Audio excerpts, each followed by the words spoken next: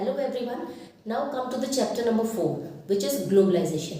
Globalisation को explain करने से पहले मैं आपको एक एग्जाम्पल बताती हूँ जिस एग्जाम्पल के थ्रू आप पूरे ग्लोबलाइजेशन को बहुत ही आसानी और अच्छे से समझ पाएंगे। वो एग्जाम्पल क्या है कि जैसे एक कोई प्रोडक्ट के पीछे रिसर्च की जा रही है यूएस के थ्रू, तो रिसर्च जो सेंटर होगा वो यूएस में होगा। वो कोई भी एक्स प्रोडक्ट हो सकता है, कोई मोबाइल फ़ोन हो सकता है, कोई लैपटॉप हो सकता है, कोई भी XYZ कंपोनेंट हो सकता है। उसकी जो रिसर्च सेंटर है कहाँ पर है? यूएसए में है। लेकिन उसकी मैन्युफैक्चरिंग यूएस नहीं करता है।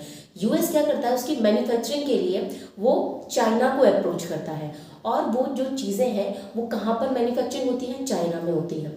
अब चाइना उनको मैन्युफैक्चर तो करता है, लेकिन असेंबलिंग का काम चाइना, यूएस असेंबलिंग का काम चाइना से नहीं करवाएगा। वो असेंबलिंग के लिए उसको मैक्सिको और ईस्टर्न यूरोप में भेज देगा। ठीक है। अब ईस्टर्न यूरोप में भेजने के बाद में उसकी जो भी चीज़ें हैं उसको असेंबल किया गया, उसके जो पार्ट्स हैं उसको असेंबल किया गया। अब असेंबलिंग के बाद में इसका जो कॉल सेंटर है वो इंडिया जैसी कंट्री में होता है। अब आप ये समझ रहे होंगे कि किसी एक प्रोडक्ट को बनाने के लिए इसे डिफरेंट कंट्री में क्यों भेजा गया, इसके पीछे रीज़न क्या है? इसके पीछे रीज़न ग्लोबलाइजेशन ही है। अब यहाँ पर ग्लोबलाइजेशन को पढ़ने से पहले यही एग्जाम्पल मैं आपको और अच्छे से इलेबोरेट करती हूँ, जिससे आप आसानी से समझ पाओगे कि ग्लोबलाइजेशन करना क्यों ज़रूरी है और इससे क्या बेनिफिट्स हैं। जैसे मैंने एग्जाम्पल दिया कि कोई इनोवेशन या कुछ भी रिसर्च किया किसने? यूएस ने। अब उस रिसर्च के लिए मैन्युफैक्चरिंग अगर यूएस करता है तो यूएस में उसकी कॉस्टिंग ज़्यादा आती है। कॉस्ट और प्राइस में डिफरेंस होता है। कॉस्ट का मतलब होता है जब किसी प्रोडक्ट को बनाने में हमारे जितने इनपुट्स लगते हैं, यानी जितनी हमारी लागत लगती है, हमारा खुद का खर्चा जो होता है उसको हम कहेंगे कॉस्ट। और जब उस चीज़ को हम बेचने के लिए जाते हैं मार्केट में तो उसको हम प्राइस कहते हैं। तो कॉस्ट और प्राइस इन दोनों का जो डिफरेंस होता है वही एक प्रोड्यूसर का क्या होता है? प्रॉफिट होता है। तो जब मैन्युफैक्चरिंग की कॉस्ट यूएस की यहाँ ज़्यादा आएगी तो यूएस उसको मैन्युफैक्चरिंग अपने कंट्री में ना करके उसको वो ऐसी कंट्री को अप्रोच करेगा जहाँ पर मैन्युफैक्चरिंग बहुत अच्छी होती हो लेकिन कम कॉस्टिंग में की जाती हो। तो ऐसी कंट्री कौन सी है? चाइना उसको मिली। तो चाइना में उसने मैन्युफैक्चरिंग किया, लेकिन अगर चाइना में उसी मैन्युफैक्चरिंग जो उसके कंपोनेंट्स बने हैं अगर उसको असेंबल करवाया जाता है तो उसकी कॉस्टिंग इंक्रीज हो जाएगी। अब यूएस को ऐसी कंट्री को तलाशना है जहां पर असेंबलिंग की कॉस्ट कम आए, तो वो क्या करेगा? उसे मैक्सिको और ईस्टर्न यूरोप जैसी जगह पर भेजेगा जहां पर असेंबलिंग की जो कॉस्ट है वो कम आए।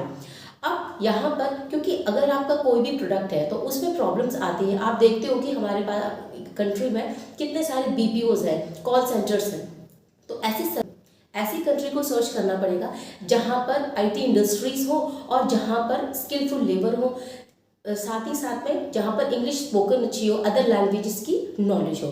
तो यहाँ पर ऐसी कंट्रीज को कौन सी मिली? इंडिया मिली। इंडिया आईटी हब बोला जाता है, यानी जो बेंगलोर है वो आईटी हब बोला जाता है। यहाँ पर इंडिया में आईटी सेक्टर से रिलेटेड जो चीज़ें हैं वो बहुत ही अच्छी होती हैं ऑल ओवर द वर्ल्ड। तो इसलिए उसको इंडिया जो जगह है वहाँ पर चीप कॉस्टिंग में उसको कॉल सेंटर मिल जाएंगे। बीपीओज आपने सुना होगा, बीपीओज कॉल सेंटर्स होते हैं, उन्हीं को बीपीएस बोलते हैं। जब हम अदर कंट्री के थ्रू बात करते हैं, अदर कंट्री में कोई प्रोडक्ट का कोई प्रॉब्लम आता है जिसके लिए बात की जाती है, बीपीओ का फुल फॉर्म होता है बिजनेस प्रोसेस आउटसोर्सिंग।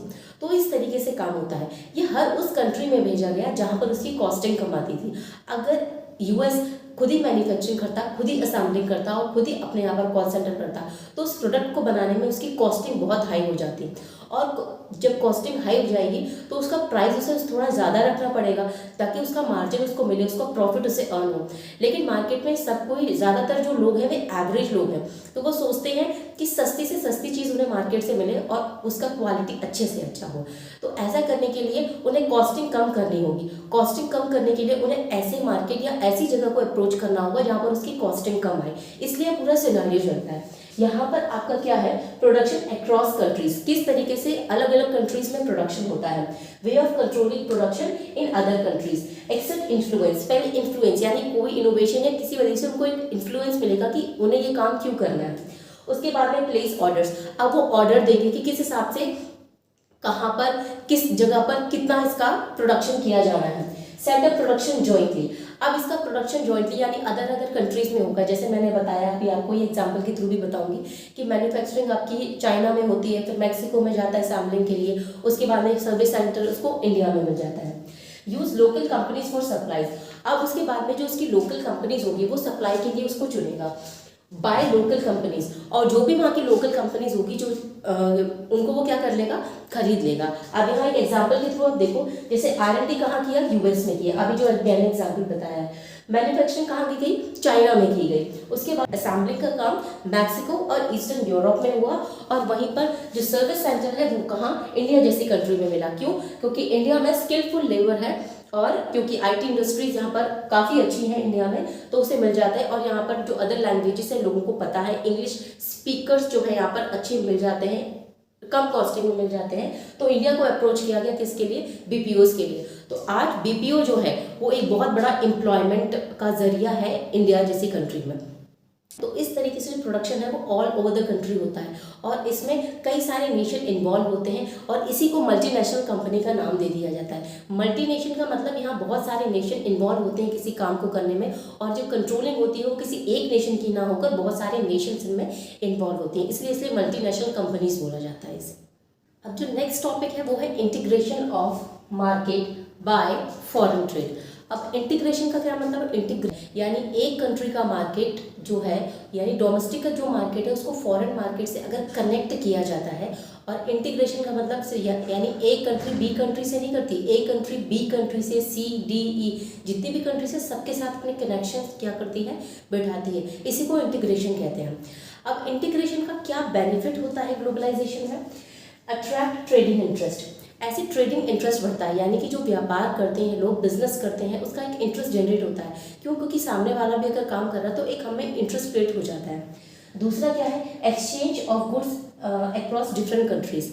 अब यहाँ पर एक कंट्री पॉसिबल नहीं है कि सारे गुड्स और सर्विसेज का प्रोडक्शन कर ले, तो हमारे पास में एक्सचेंज होता है कि अगर हम जो हमारे पास में गुड्स है उसको हम एक्सपोर्ट करें, और अगर कोई सामने फॉरेन कंट्री है उसके पास में कोई चीज़ अवेलेबल है और वो हमारी कंट्री में प्रोडक्शन नहीं किया जा सकता, तो उसे हम इम्पोर्ट कर पाएँ। यानी एक्सपोर्ट और इम्पोर्ट हो सकता है गुड्स और सर्विसेज का, वो चाहे रॉ मटेरियल हो या फिर कोई फिनिश्ड गुड हो। तीसरा है create opportunity for producers to reach beyond domestic market.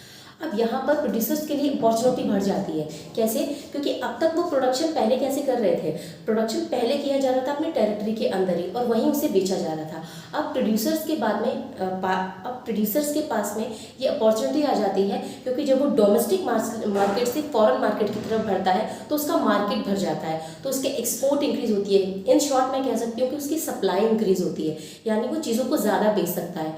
अब जो उसके ग्राहक थे जो सिर्फ डोमेस्टिक टेरिटरी में थे, अब वो डोमेस्टिक टेरिटरी में सीमित ना रहकर अब वो इंटरनेशनल मार्केट में भी उसके हो गए हैं, तो उसके जो बायर्स हैं वो बढ़ जाएंगे, तो एक प्रोड्यूसर का बेनिफिट भी इंक्रीज हो जाता है। थर्ड है कंपटीशन अमंग प्रोड्यूसर्स।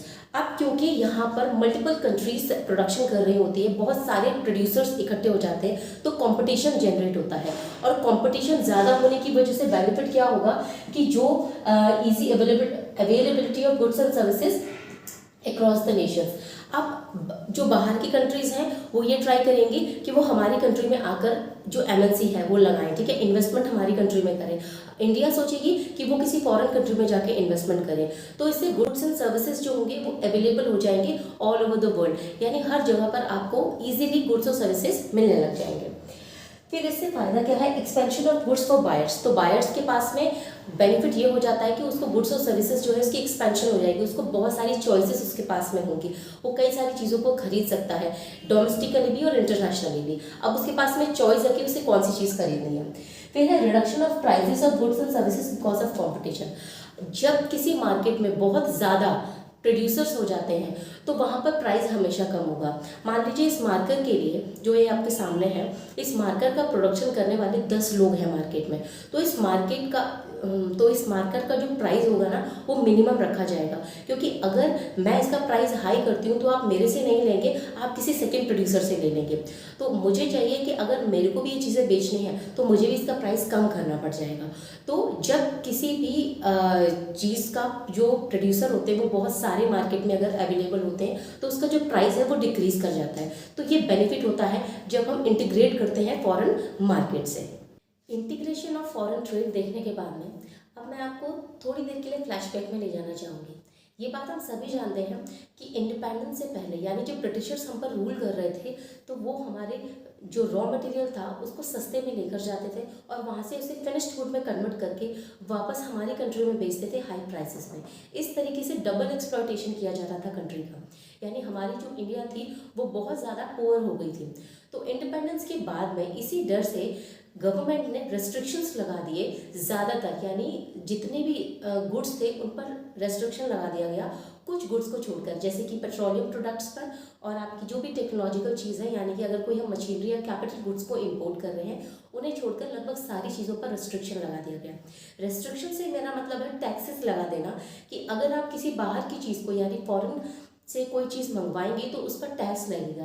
तो अगर वो चीज़ 10 रुपए की है तो टैक्स लगने पर हो सकता है वो चीज़ 20 रुपए की हो जाए। तो जब प्राइस हाई हो जाएगा तो जो बायर्स होंगे वो कम हो जाएंगे, वो उसे खरीदना नहीं चाहेंगे क्योंकि अब वो चीज़ महंगी हो गई है, इसीलिए रेस्ट्रिक्शन लगा दिया गया। लेकिन इस रेस्ट्रिक्शन का एक लंबे समय तक ये रेस्ट्रिक्शन चला है 1990 तक। लेकिन अगर मैं ये कहूँ कि किसी को आप ये कहें कि तुमको अच्छा क्रिकेटर बनना है और उसे आप कहें कि तुम इस कमरे में इसकी प्रैक्टिस करो, तो पॉसिबल नहीं है कि वो इस कमरे में क्रिकेट सीख के बहुत अच्छा प्लेयर बन जाए। उसके लिए उसे बाहर जाना पड़ेगा, उसे एक फील्ड चाहिए होगा, उसे एक ओपन एरिया चाहिए होगा। बस उसी बात को मद्देनज़र रखते हुए 1991 में डॉक्टर मनमोहन सिंह, जो जानते हैं आप लोग हमारे फॉर्मर पीएम भी रह चुके हैं, उन्होंने एक सजेशन दिया कि इकोनॉमी को ओपन करना चाहिए। इकोनॉमी ओपन का मतलब है कि एलपीजी पॉलिसी लेकर आए गवर्नमेंट। एलपीजी का मतलब होता है लिबरलाइजेशन, प्राइवेटाइजेशन और ग्लोबलाइजेशन। तो यहाँ पर जो मैं बात करने वाली हूँ वो लिबरलाइजेशन की करने जा रही हूँ। यानी लिबरलाइजेशन में गवर्नमेंट को जितने भी बैरियर्स या रेस्ट्रिक्शंस लगा रखे हैं जो भी गुड्स और सर्विसेज पर, उन्हें हटाना होगा। ऐसा करने से एक्सपोर्ट और इंपोर्ट दोनों ही इंक्रीज होंगे। तो इसे हटाने पर कंट्री में बहुत ज़्यादा हमको बेनिफिट देखने को मिला। अब लिबरलाइजेशन का मतलब क्या है? Remove barriers and restrictions by the government. इसके कुछ पॉजिटिव इम्पैक्ट भी होते हैं और कुछ नेगेटिव भी होते हैं।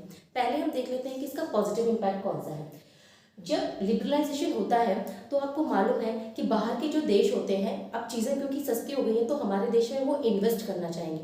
तो जब लिबरलाइजेशन होता है तो इन्वेस्टमेंट इंक्रीज होता है, ठीक है। यानी एमएनसीज वगैरह जो है आपकी मल्टीनेशनल कंपनियां जो हमारे यहाँ पर कंपनी प्लांट करना चाहती हैं, और ऐसा करने से क्या होगा? प्रोडक्शन बढ़ेगा। प्रोडक्शन बढ़ने से क्या होगा कि एम्प्लॉयमेंट बढ़ेगा और वो टेक्नोलॉजी भी हमारे यहाँ पर इंक्रीज होगी। तो जब एम्प्लॉयमेंट बढ़ेगा तो हमारी जीडीपी भी क्या होगी? इंक्रीज होगी। तो पॉजिटिव इम्पैक्ट इसका ये हुआ। यहाँ पर आप जीडीपी के साथ में एम्प्लॉयमेंट भी लिख सकते हो कि एम्प्लॉयमेंट भी क्या हो रहा है? इंक्रीज हो रहा है। वहीं अगर बात नेगेटिव इम्पैक्ट की करें, नेगेटिव इम्पैक्ट में मैं आपको एक एग्जांपल देती हूँ। जैसे चाइना भी टॉय का प्रोडक्शन करता है और इंडिया भी टॉय का प्रोडक्शन कर रहा था, लेकिन जब तक रेस्ट्रिक्शन था तब तक तो जो इंडियन बायर्स थे वो इंडियन टॉयज को ही परचेज करते थे। लेकिन जैसे ही लिबरलाइज की गई इकोनॉमी को तो उनको जो चाइना से आने वाले टॉयज थे वो उनको सस्ते प्राइस पर मिल रहे थे। इसलिए जो इंडियन बायर्स थे वो डोमेस्टिक टॉयज से शिफ्ट होकर चाइना वाले प्रोडक्ट पर चले गए, यानी चाइना के टॉयज को वो खरीदने लगे। तो ऐसे करके हमारी जो डोमेस्टिक प्रोडक्शन थी वो कम हो गई। तो इसका नेगेटिव इम्पैक्ट भी होता है। कैसे कि यहाँ पर अनएम्प्लॉयमेंट इंक्रीज हुआ, क्योंकि अब जो प्रोडक्शन टॉय का किया जा रहा था, क्योंकि अब इसकी डिमांड कम हो रही है तो इसका प्रोडक्शन कम किया जाएगा, और प्रोडक्शन कम होने की वजह से आप लोगों को हायर नहीं करेंगे तो अनएम्प्लॉयमेंट इंक्रीज होगा। तो इस तरीके से जो डेवलपमेंट है वो इम्बैलेंस हो जाएगी, और जिसका प्रोडक्शन पर भी, डोमेस्टिक प्रोडक्शन पर भी क्या होगा? इसका नेगेटिव इम्पैक्ट आएगा। तो लिबरलाइजेशन का पॉजिटिव और नेगेटिव दोनों ही इम्पैक्ट होते हैं, लेकिन डेवलपिंग कंट्री के लिए बहुत ज़्यादा ज़रूरी हो जाता है लिबरलाइज करना, क्योंकि कई सारे रॉ मटेरियल्स ऐसे होते हैं जो हम बाहर के देशों से मंगवाते हैं और इसको फिनिश्ड गुड में कन्वर्ट करके हम बेचते हैं। वही तो इस तरीके से लिबरलाइजेशन लेकर लाया गया। वर्ल्ड ट्रेड ऑर्गेनाइजेशन WTO ने सजेस्ट किया कि इकोनॉमी को लिबरलाइज करना चाहिए। लिबरलाइजेशन के जो फायदे हैं वो अभी मैं आपको बता चुकी हूँ। लिबरलाइजेशन करने पर जो भी इम्पैक्ट आएगा कंट्री पर वो पॉजिटिव होगा, और हम लोग ग्लोबली कनेक्ट करेंगे, यानी जो कंट्री होगी, जो भी उसका प्रोडक्शन होगा वो ग्लोबली कनेक्ट करेगा। तो यहाँ पर ग्लोबलाइजेशन हम पढ़ने वाले हैं, इसके फीचर्स पढ़ेंगे, इसका इम्पैक्ट क्या है और इसके क्या क्या फैक्टर्स हैं। पहले बात हम फीचर्स की करते हैं। जब इकोनॉमी ओपन होती है, यानी जब हम ग्लोबली कनेक्ट करते हैं ट्रेडिंग पर्पज से, तो उसमें क्या होता है कि आपकी जो opening and planning to expand business, हमारे बिजनेस को जो स्टार्ट करना है उसकी प्लानिंग है वो एक्सपेंड होती है। हम अपनी डोमेस्टिकली भी और फॉरेन बाहर भी हम इन्वेस्टमेंट करके अपने प्रोडक्शन को बढ़ा सकते हैं। नेक्स्ट है जो डिफरेंसेस हैं, यानी एक कंट्री का दूसरी, एक कंट्री डेवलप होती जा रही है, एक कंट्री डेवलपिंग फेज में है, एक अंडर डेवलप है। तो डेवलपिंग कंट्री भी अपने आप को प्रोग्रेस कर सकती है क्योंकि वो इंपोर्ट कर सकती है अब फ्रीली रॉ मटेरियल का दूसरी कंट्री से, जिसके थ्रू वो अपनी कंट्री में उसको फिनिश गुड में कन्वर्ट करके उसका प्रोडक्शन बढ़ा सकती है, अपने बायर्स को बढ़ा सकती है, अपना एक्सपोर्ट इंक्रीज कर सकती है, जिससे वो भी किसी दिन डेवलप की कैटेगरी में आ जाएगी। नेक्स्ट है global sources of factors of production. कोई प्रोडक्शन करने पर अगर हमारे यहाँ पर टेक्नोलॉजी ओल्ड है तो उस समय पर हम एडवांस टेक्नोलॉजी को जो फॉरेन कंट्री से वहाँ से मंगवा कर अपने प्रोडक्शन को अच्छा कर सकते हैं। मिनिमम कॉस्ट पे मैक्सिमम प्रोडक्शन यहाँ पर किया जा सकता है। इम्पैक्ट इसका क्या होता है कि जब प्रोडक्शन सब लोग कर रहे होते हैं तो कंपटीशन इसमें क्या हो जाता है, हाई हो जाता है, और बायर्स के लिए चॉइस इंक्रीज हो जाती है क्योंकि जब सब प्रोडक्शन कर रहे हैं तो हमारे पास मल्टीपल चॉइसेस होती है किसी भी चीज़ को चूज करने के लिए। अब जब बहुत सारे कॉम्पिटिटर्स मार्केट में होंगे तो प्राइस हमेशा लो होगा, जिसकी बात मैं पहले कर चुकी हूँ। जब रेस्ट्रिक्शन हट जाते हैं तो आपका जो इन्वेस्टमेंट है FDI foreign direct investment, FPI foreign portfolio investment, जब लॉन्ग टर्म के लिए किया जाता है तो FDI बोला जाता है, और जब शॉर्ट टर्म के लिए जैसे कि इंडिया है वो फॉरेन की किसी कंपनी का शेयर खरीदती है, बॉन्ड खरीदती है, तो उसको हम कहेंगे FPI फॉरेन पोर्टफोलियो इन्वेस्टमेंट, और इसी को FII भी कहा जाता है फॉरेन इंस्टीट्यूशनल इन्वेस्टमेंट। अब ऐसा करने से इंडियन प्रोडक्शन बढ़ेगा, यानी एग्जांपल जैसे मैंने अभी आपको मल्टीनेशनल कंपनी का दिया, वो अगर इंडिया में है तो प्रोडक्शन बढ़ेगा, प्रोडक्शन बढ़ने पर क्या होगा, लोगों को एम्प्लॉयमेंट मिलेगा, और जब एम्प्लॉयमेंट बढ़ेगा तो कंट्री की GDP बढ़ेगी, जिसे हम इनकम कहते हैं, यानी नेशन की इनकम होगी। जब इनकम इंक्रीज होगी तो ऑब्वियस है कि कंट्री की ग्रोथ होगी, और वो भी डेवलपिंग से डेवलप फेज में आने की गुंजाइश रखती है। इमरजेंस, यानी कि जितनी कंट्री है वो साथ में काम करती है यहाँ पर, और कंट्रीज के लिए, लोगों के लिए न्यू अपॉर्चुनिटीज यहाँ पर आती हैं। अब यहाँ पर हम फैक्टर्स की बात करें तो टेक्नोलॉजिकल और लिबरलाइजेशन का तो मतलब आपको पता है कि बैरियर्स को हटा दिया जाता है। अगर टेक्नोलॉजी हमारे यहाँ पर आती है तो उससे क्या होगा कि कॉस्ट कम हो जाती है। जैसे एक एग्जांपल देती हूँ, किसी जगह पर काम कर रहे हैं, कोई अकाउंटेंट है, उस अकाउंटेंट को आपने क्या किया, कोई मैनुअल वर्क दिया, तो वो मैनुअल वर्क लिमिटेड ही कर पाएगा। वहाँ पर हो सकता है कि आपको 10 अकाउंटेंट की ज़रूरत पड़े।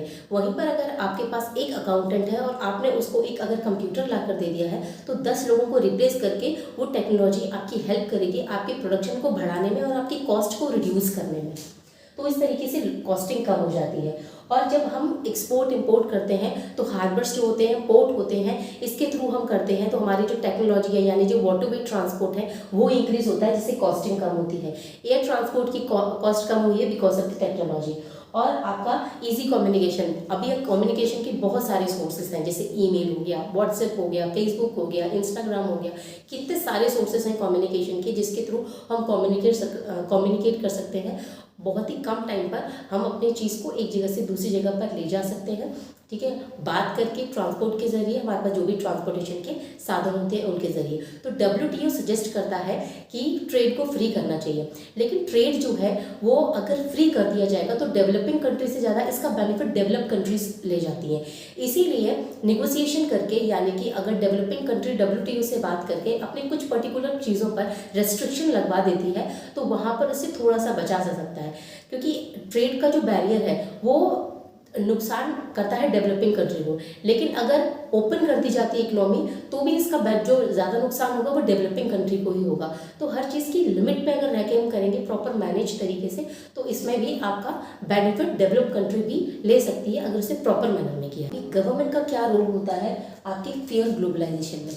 सबसे जो फर्स्ट रूल है वो क्या है, ensure that labour law properly implement हो। जो लेबर लॉ है उसको प्रॉपरली इम्प्लीमेंट किया जा सके।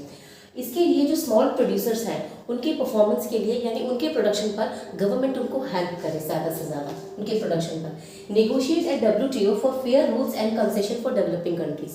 अब यहाँ देखिए WTO क्या है कि डेवलप और डेवलपिंग कंट्री दोनों को बोलता है कि आप फ्री ट्रेड करो, लेकिन वो जो डेवलप कंट्री होती है उसके कंपैरिजन में डेवलपिंग कंट्री को सब्सिडी प्रोवाइड करता है, और अगर किसी चीज़ में सब्सिडी वो दोनों को देता है तो कंपेरेटिवली डेवलपिंग कंट्री को सब्सिडी ज़्यादा देता है। फॉर एग्जाम्पल जैसे जो भी एग्रीकल्चर प्रोडक्ट्स हैं, जो फर्टिलाइजर्स वगैरह हैं, उन पर सब्सिडी जो है वो 10% दी जाती है आपकी डेवलपिंग कंट्री को, वहीं पर 5% दी जाती है डेवलप कंट्री को।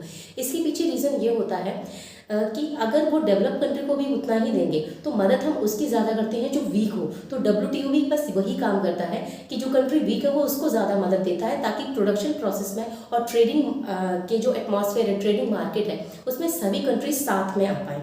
इसलिए वो हेल्प करता है एक ऐसी कंट्री की जो कंट्री पुअर होती है, या फिर डेवलपिंग फेज में होती है। नेक्स्ट है imposition of trade barriers to protect the interest of domestic countries. कुछ ऐसी चीज़ों पर जो डोमेस्टिक प्रोडक्ट है उन पर बैरियर्स भी लगाए, ताकि उसका जो प्रोडक्शन है वो डोमेस्टिकली ही बायर्स उसको खरीदें, बाहर से आने वाली चीज़ों को ना खरीदें, वरना डोमेस्टिक प्रोडक्ट यानी डोमेस्टिक मार्केट क्या हो जाएगा, प्रॉब्लम में आ जाएगा, यानी उसका प्रोडक्शन कम हो जाएगा, जो अभी हमने बात भी की थी। Align with other countries to fight against domination of develop countries in WTO। अब आता है कि अगर डेवलप कंट्री डोमिनेट करती है ट्रेडिंग क्या बोलते हैं ट्रेड के थ्रू किसी डेवलपिंग कंट्री को, तो ऐसे में डेवलपिंग कंट्री भी फाइट कर सकती है, और इसमें WTO के रूल्स रेगुलेशंस को प्रॉपर मैनर में फॉलो किया जाएगा। यानी ग्लोबलाइजेशन लिबरलाइजेशन की प्रोसेस को लेकर आया गया, लेकिन यहाँ पर भी कुछ रूल्स रेगुलेशंस फॉलो होते हैं, क्योंकि अगर इसको फ्रीली यहाँ पर मार्केट में छोड़ा जाएगा तो यहाँ पर भी बेनिफिट डेवलप कंट्री ही लेकर चली जाएंगी, जो डेवलपिंग फेज में है कंट्रीज उनको इसका बेनिफिट नहीं हो पाएगा। ऑलराइट, तो यहाँ पर आपका जो 4th चैप्टर है ग्लोबलाइजेशन वो कंप्लीट होता है। Thank you so much.